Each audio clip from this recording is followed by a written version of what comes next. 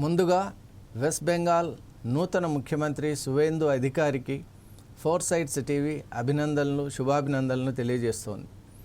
బెంగాల్ 9వ ముఖ్యమంత్రిగా ముఖ్యంగా తొలి బీజేపీ ముఖ్యమంత్రిగా ఉన్నటువంటి సువేందు అధికారి యొక్క రాజకీయ ప్రస్థానం, అలాగే ప్రస్తుతం ముఖ్యమంత్రి అయిన తర్వాత రాష్ట్రాన్ని వారు డబుల్ ఇంజన్ గ్రోత్ అనేటువంటిది ఏదైతే ప్రామిస్ చేశారో వాటి దిశగా ఎలా తీసుకెళ్తారు, ఈ అంశాలన్నీ ఇప్పుడు మనం తెలుసుకునే ప్రయత్నం చేద్దాం.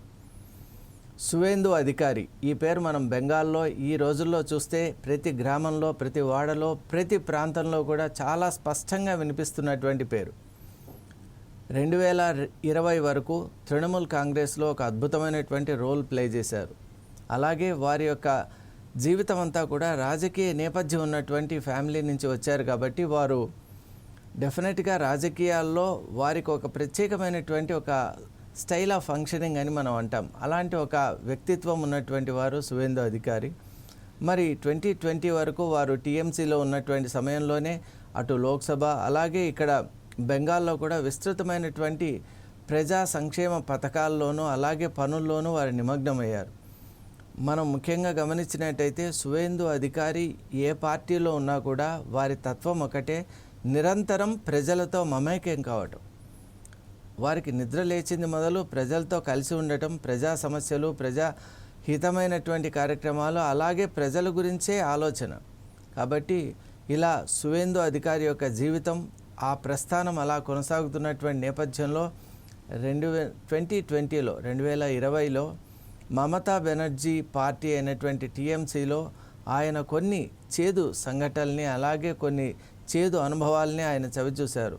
ఎందువల్ల అంటే అభిషేక్ బెనర్జీ యొక్క నేతృత్వం, అక్కడ ప్రభావం, ఇన్ఫ్లుయెన్స్ అనేటువంటిది పెరగటం, అలాగే మమతా బెనర్జీ కూడా ఆయనకు ఎక్కువ ఇంపార్టెన్స్ ఇవ్వటం, ఏదైనా ఒక రైట్ డెసిషన్ తీసుకున్నా కూడా సువేందు అధికారి లాంటి ఒక ముఖ్యమైన కీలకమైన critical member of the party కూడా దానికి తక్కువ ఇంపార్టెన్స్ ఇవ్వటం, అభిషేక్ బెనర్జీ చెప్పిన మాటే వేదవాక్కు అన్నట్టు అక్కడ ఒక రకమైనటువంటి ఎన్వైరన్మెంట్ సృష్టించడం, ఇవన్నీ తట్టుకోలేక 2020లో బయటకు వచ్చి బీజేపీ పార్టీలో చేరారు సువేందు అధికారి. మరి చేరిన తర్వాత బూత్ లెవెల్ నుంచి అలాగే ఒక గ్రూప్ లెవెల్ నుంచి పార్టీ నిర్మాణ కార్యక్రమంలో ముందుగా ఆయన చాలా కృషి చేశారు. ఎందువల్ల అంటే బీజేపీ పార్టీ అనేటువంటిది అంతవరకు ఒక రకంగా నామమాత్రంగానే ఒక పార్టీగా ఉంది, కానీ అదొక ప్రధానమైనటువంటి ఒక శక్తిగా వ్యవస్థగా లేదు. కాబట్టి వ్యవస్థీకరణ అనేటువంటిది చాలా ముఖ్యమని గుర్తించారు సువేందు అధికారి. కాబట్టి ఈరోజు బీజేపీ పార్టీ ఇంత ఘన విజయం సాధించింది అంటే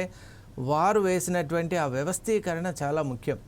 ఎప్పుడైతే గ్రాస్ రూట్స్ నుంచి ఒక పార్టీ అనేటువంటిది వ్యవస్థ చాలా ఫౌండేషన్స్ అనేవి చాలా స్ట్రాంగ్గా ఉంటాయో, ప్రజలను అనేక స్థాయిల్లో కలుసుకునేటువంటి అవకాశం ఉంటుందో, అలాగే రాష్ట్రంలో ఉన్నటువంటి అనేక వర్గాల్ని ఆయన దగ్గరుండి చూసినటువంటి వ్యక్తి కాబట్టి ఆ వర్గాల యొక్క నిజమైన వాళ్ళ కష్ట సుఖాలేంటి, అలాగే వాళ్ళు ఏం కోరుకుంటున్నారు, అలాగే బ్రాడర్గా చూసినట్టయితే ఇండస్ట్రీస్కు బెంగాల్ అనేటువంటిది మొదటి నుంచి పెట్టింది పేరు. మరి ఇక్కడి నుండి కూడా దక్షిణాపథం నుండి కూడా చాలామంది సౌత్ ఇండియా నుంచి కూడా బెంగాల్కి అప్పట్లో వెళ్ళేవారు. ఈ రోజులో మనం చూసినట్టయితే ఖరగ్పూర్ ఏదైతే ఉందో, ఐఐటి ఖరగ్పూర్ ఉంది కదండి, ఆ ఖరగ్పూర్ ప్రాంతంలో చూస్తే దాన్ని మినీ ఆంధ్ర అని కూడా అంటారు. అక్కడ అంటే మన వాళ్ళు దాదాపు 60% ఉన్నారంటే మనం ఊహించుకోవచ్చు. ఆ రోజుల్లో వలస అలా వెళ్ళిపోయారు. అక్కడ ఉన్నటువంటి ఇండస్ట్రియల్ గ్రోత్ ఉంది, అలాగే రైల్వేస్, అలాగే ఇలాంటి సెంట్రల్ గవర్నమెంట్ పొజిషన్స్లో భాగంగా వాళ్ళు అలా వెళ్ళిపోవడం జరిగింది. కాబట్టి వెస్ట్ బెంగాల్ అంటేనే ఇండస్ట్రీస్ అని ఒక పేరు ఉండేది. వెస్ట్ బెంగాల్ అంటే ఇండస్ట్రీస్ అండ్ అగ్రికల్చర్. మరి ఈరోజు చూస్తే దాదాపు మమతా గవర్నమెంట్లో 7,000 ఇండస్ట్రీస్ అక్కడి నుంచి తరలి వెళ్ళిపోయాయి, వేరే ప్రాంతాలకు వెళ్ళిపోయినటువంటి నేపథ్యంలో సువేందు అధికారి ఇది జరుగుతున్నటువంటి ట్రెండ్ను అలాగే కావలసినటువంటి విధానాన్ని చాలా క్షుణ్ణంగా అధ్యయనం చేసి గమనించారు. దాన్ని ఆయన హైకమాండ్, పార్టీ హైకమాండ్కు, బీజేపీ హైకమాండ్కి తెలియజేశారు. అలాగే పార్టీలో ఉన్నటువంటి highest level of leaders, front line leaders ఎవరైతే ఉంటారో వాళ్ళందరూ కూడా ముఖ్యంగా సువేందు అధికారికి ఆ ఫ్రీడమ్, ఇంపార్టెన్స్, రికగ్నిషన్ ఇచ్చారు. మరి అద్భుతమైన నెక్సెస్ అంటే పై స్థాయి లీడర్స్ కూడా వీరిని అర్థం చేసుకోవడం, వీరు చెప్పినటువంటి విషయాలను వాళ్ళు అంగీకరించడం, అలాగే సువేందు అధికారి కూడా పై స్థాయి వాళ్ళని అదే గౌరవంగా వాళ్ళు ఇచ్చిన సూచనలు అంగీకరించడం, ఇలా ఒక అద్భుతమైన సమన్వయం కుదిరింది. కాబట్టి ఈరోజు బెంగాల్లో సువేందు అధికారి తన గ్రూప్తో కలిసి, ముఖ్యంగా తనకు సమీక్ భట్టాచార్య అనే అద్భుతమైనటువంటి ఒక లీడర్ ఉన్నారు బెంగాల్లో. వారే బెంగాల్ బీజేపీ చీఫ్ కూడా కాబట్టి వారి సీనియర్ అయినటువంటి దిలీప్ ఘోష్, అలాగే అక్కడ ఉన్నటువంటి విమెన్ ఎమ్మెల్యేస్ కూడా ఉన్నారండి. అగ్నిమిత్ర పాల్ అని, అలాగే మనం చూసినట్టయితే రూపాలి, అక్కడ గంగులీ, వీళ్ళందరూ కూడా ఒక మంచి తోడ్పాటు ఇచ్చారు. అలాగే ఒక మంచి ఎన్విరాన్మెంట్ ఇచ్చారు. దానివల్ల వీళ్ళందరూ ఒక కలిసికట్టుగా, ఒక టీమ్గా, ఒక అద్భుతమైనటువంటి ఒక సిండికేట్గా మారి దీదీ ప్రభుత్వం చేస్తున్నటువంటి అన్యాయాలను, ముఖ్యంగా ఆ గవర్నమెంట్లో ఉన్న కరప్షన్ అనేటువంటిది చాలా అంటే తారాస్థాయికి వెళ్ళిపోయినటువంటి నేపథ్యంలో, అలాగే ప్రజలకు ప్రభుత్వానికి మధ్య సమన్వయం ఏదైతే కోల్పోయారో కంప్లీట్గా కట్ ఆఫ్ అయిపోయింది ఆ లైన్ అనేటువంటి దాన్ని పునరుద్ధరించేటువంటి ఒక ప్రయత్నం చేశారు. అలాగే ఆశ్వాసన ఇచ్చారు. స్త్రీలకు సంబంధించినటువంటి సంక్షేమ పథకాలు మరింత ఒక ఎక్కువ స్థాయిలో ఉంటాయి. మరీ ముఖ్యంగా బెంగాల్ ప్రజలకు ఒకటి చెప్పారు, అక్కడ ఉన్నటువంటి సనాతన ధర్మంలో ఉన్నటువంటి వాళ్ళకి ఇన్ని రోజులు కమ్యూనిస్టులు, అలాగే హిందూ మతాన్ని వ్యతిరేకించేటువంటి శక్తులు, వ్యక్తులు, వ్యవస్థలు ఏవైతే ఉన్నాయో వాటన్నిటి నుండి మీరు ఇంకా ఫ్రీగా, స్వేచ్ఛగా మీరు మీ యొక్క మతాన్ని, సనాతన ధర్మాన్ని పాటించుకునేటువంటి అవకాశం ఉంది. అలాగే బెంగాల్లో మనం ఎన్నోసార్లు ఇంతకుముందు కూడా అనుకున్నాం, స్థానికంగా కొన్ని ఆచారాలు ఉంటాయి, వ్యవహారాలు ఉంటాయి. వాటి విషయంలో బీజేపీ చాలా జాగ్రత్త పడింది. ఎందువల్ల అంటే స్థానిక ఆచారాలని బెంగాలీలు ఎప్పుడు కూడా కోల్పోవటానికి ఇష్టపడరు కాబట్టి వాటిని యథాతథంగా మేము పునరుద్ధరిస్తాం, వాటిని ఇంకా ముందుకు తీసుకొని పోయేటువంటి, అలాగే ఈ డిజిటల్ ఏజ్లో కూడా వాటిని నిలబెట్టే ప్రయత్నం చేస్తామని చెప్పడం వల్ల ప్రజలకు దగ్గరయ్యారు. మరి సువేందు అధికారి చేసినటువంటి అనేక పనుల్లో అనేక ఘన విజయాల్లో రెండు మనం మాట్లాడుకోవాలి. ముఖ్యంగా 2021లో జరిగినటువంటి ఎన్నికలు, అవి ఎప్పటికీ ఎవరూ మర్చిపోలేరు. దాంట్లో ప్రధానంగా ఆ ఎన్నికల ద్వారా బీజేపీ కూడా ఒక పార్టీనే, బీజేపీ అనేటువంటిది కూడా ఒక ప్రధాన శక్తి, అలాగే ఒక ప్రధాన ప్రతిపక్షంగా ఎదగడానికి మూల కారణం సువేందు అధికారి. అది మనందరికీ తెలుసు. అలాగే ముఖ్యంగా ఆ ఎన్నికలు ఒక అద్భుతాన్ని చూపించాయి. అదేంటి అంటే నందిగ్రామ్లో సువేందు అధికారి మమతా బెనర్జీ అంటే అసలు ఆమెపై ఎవరు గెలవటం అనేది అసంభవం అని ఒక రకంగా మైండ్ సెట్ ఉండేది. దాన్ని బ్రేక్ చేసి ఫస్ట్ టైం సువేందు అధికారి ఆమెపై గెలిచారు. మరి ఘన విజయం నిజంగా చెప్పాలి అంటే అక్కడ ఉన్న బెంగాల్లో ఉన్నటువంటి బీజేపీ పార్టీకి అతిపెద్ద బూస్టప్గా అక్కడ మిగిలిపోయింది. ఒక ఆత్మవిశ్వాసం స్కేలప్ అయింది. ఆ రోజు నుంచే నిజంగా చెప్పాలి అంటే ఆ రోజు నుండే బెంగాల్లో ఉన్న బీజేపీలో ఒక నూతన ఉత్సాహం అనేటువంటిది కలిగింది. మనం కూడా ఏదైనా చేయగలం, బెంగాల్లో కూడా మనం అద్భుతం సాధించగలం అనే ఒక ఆశకు అప్పుడే ప్రధానంగా ఒక బీజం అనేటువంటిది పడింది. మరి అలాంటి ఫౌండేషన్స్తో ఇక 2021లో ప్రధాన ప్రతిపక్షంగా ఉన్నటువంటి పార్టీ ఈరోజు 2026లో చూసినట్టయితే మళ్ళీ మమతా బెనర్జీని భవానీపూర్లో ఒక అత్యంత భారీ మెజారిటీతో ఆమెపై విజయం సాధించడమే కాకుండా సువేందు అధికారి బెంగాల్లో మళ్ళీ బీజేపీ ప్రభుత్వం వచ్చేటట్టు ఆయన ఒక చేసిన కృషి ఏదైతే ఉందో నిజంగా దానికి ప్రతి ఒక్కరు కూడా ఆయన్ని మెచ్చుకోవాలి. ఎందువల్ల అంటే ఆయన చేసిన కృషి, ఆయన పట్టుదల ఒక ప్రభుత్వాన్ని, అలాగే ప్రజల దృష్టిని ఒక యూటర్న్ చేసుకునేటట్టుగా ఆయన తీసుకువెళ్ళటంలో సఫలీకృతులయ్యారు. ఈరోజు 9వ బెంగాల్ ముఖ్యమంత్రిగా కూడా పదవి స్వీకారం చేసినటువంటి సందర్భంలో సువేందు అధికారి ఎదుట చాలా ఛాలెంజెస్ ఉన్నాయి. అసలు బీజేపీ ప్రభుత్వం ప్రతిపక్షం నుండి ఇప్పుడు పాలకపక్షంలో ఉంది కాబట్టి పాలకపక్షానికి ట్రాన్సిషన్ అంటే ఈ విధంగా స్ట్రీమ్ లైన్ కావడం అనేటువంటిది అంత సులభం కాదు. ఎందువల్ల అంటే మనం ప్రతిపక్షంలో ఉన్నప్పుడు అనేక మాటలు అంటాం, అనేక రకాలైన వాగ్దానాలు చేస్తాం, అలాగే అనేక రకాలైనటువంటి భరోసాలు ఇస్తాం, ప్రజలకు అనేక రకాలైనటువంటి ఒక ఆశాజనకమైనటువంటి వాతావరణాన్ని చూపిస్తాం. కానీ ఇప్పుడు ప్రభుత్వం సువేందు అధికారి అండ్ హిస్ టీమ్ చేతిలో ఉంది, బీజేపీ చేతుల్లో ఉంది కాబట్టి ఖచ్చితంగా వాటన్నిటినీ కూడా అమలు చేసేటువంటి ఒక ప్రయత్నం వాళ్ళు మొదలుపెట్టాలి. అన్నిటికంటే ముఖ్యంగా మనం అందరూ కూడా మాట్లాడుకోవాలి, బెంగాల్ అంటేనే మనకి ఇన్ఫిల్ట్రేషన్ అనేది, బార్డర్ సెక్యూరిటీ అనేటువంటి చాలా ముఖ్యంగా బీజేపీ ప్రభుత్వం చేసిన ప్రామిస్ ఏంటంటే ఇన్ఫిల్ట్రేటర్స్ను మేము ఆపేస్తాం. అక్కడ ఏదైతే ఒక థిన్, ఫ్రయల్ అండ్ ఫ్రెజైల్ ఒక బార్డర్ సిస్టమ్ ఉందో దాన్ని బలిష్టంగా, బలోపేతంగా చేసి అక్కడ బంగ్లాదేశ్ నుంచి వచ్చేటువంటి చొరబాటుదారులు ఎవరైతే ఉంటారో వాళ్ళని మేము అడ్డుకుంటాం.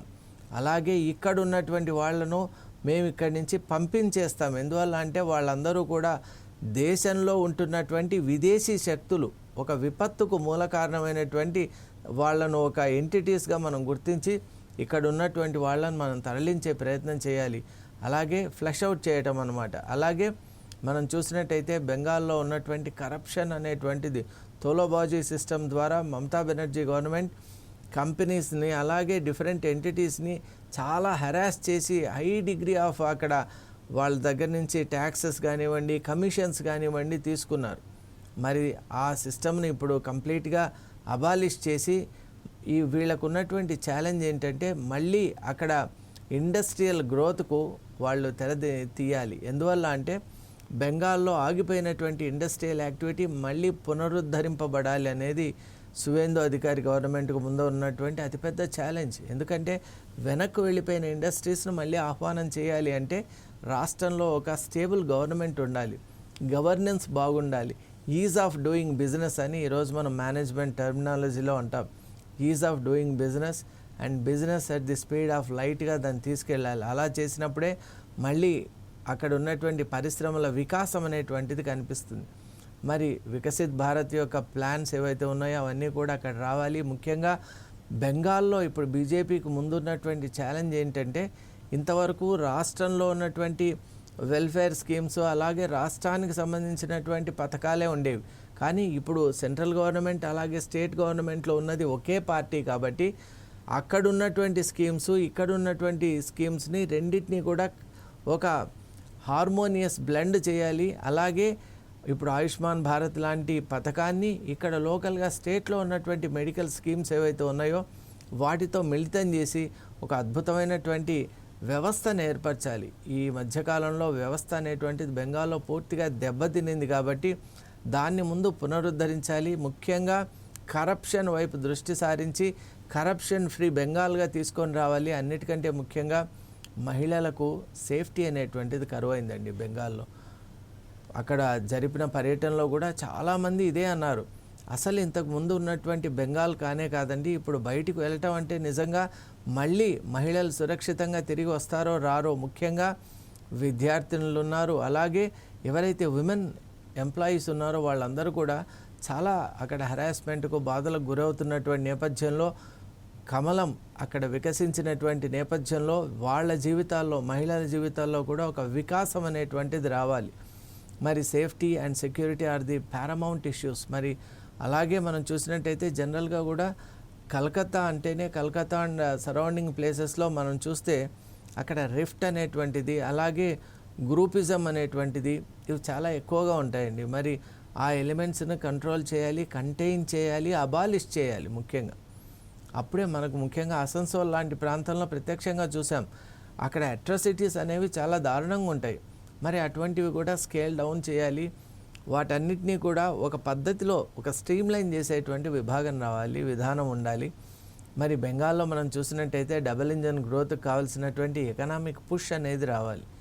మరి ఇవన్నీ ఎలా సాధ్యం అంటే ఎప్పుడైతే పటిష్టంగా ఇటు అగ్రికల్చర్ని అటు ఇండస్ట్రీస్ని మనం డెవలప్ చేసేటువంటి ఒక ప్రణాళిక వేసుకుంటామో అలాగే అక్కడ ఎకనామిక్ రివైవల్తో పాటు కల్చరల్ రెనెసెన్స్ కూడా తీసుకొని రావాలి. ఎందువల్ల అంటే బెంగాల్లో ఉన్నటువంటి హిందూస్ దాదాపు ఇప్పటి వరకు 75 సంవత్సరాలకు పైబడుతున్నా కూడా ఒక ఫ్రీడమ్ అనేటువంటిది లేకుండా ఎప్పుడు కూడా అప్రెస్డ్గా సప్రెస్డ్గా సబ్జుగేటెడ్గా ఉన్నారు. కాబట్టి వాళ్లకు నిజంగా తమ సంస్కృతి సంప్రదాయాలను అలాగే మైనారిటీస్ని కూడా మనం ఎప్పుడు కూడా మైనారిటీస్ విషయంలో సమమైనటువంటి భావన ఉండాలనే కోరుకుంటాం. కాబట్టి వాళ్ళు కూడా తమ తమ సంప్రదాయాల్ని ఆచార వ్యవహారాల్ని తమ రీతిలో జరుపుకునేటట్టు బీజేపీ చూడాలి. ఒక ఈక్వాలిటీ అండ్ ఈక్వానిమిటీ ఉండేటువంటి వాతావరణం ముఖ్యంగా అక్కడ ఉండాలి.